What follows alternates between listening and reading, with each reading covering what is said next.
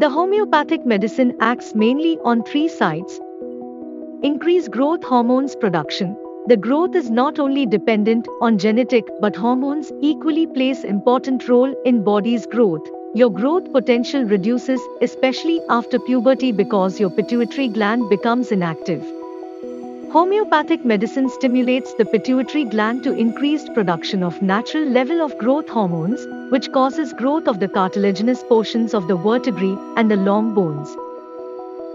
Cartilageous growth.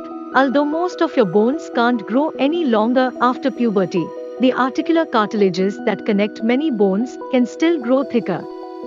Besides the distal portion on each vertebrae, the distal end of femur and the proximal end of tibia each can grow up to an inch, which gives another 2 inches extra height.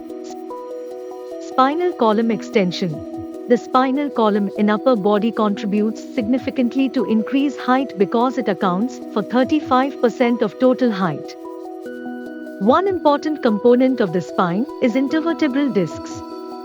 These discs are located between each of 33 vertebrae.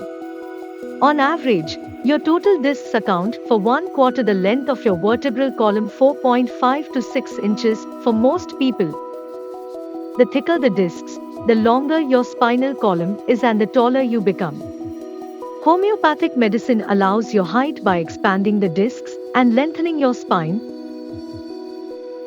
Homeopathic treatment will give you best results naturally.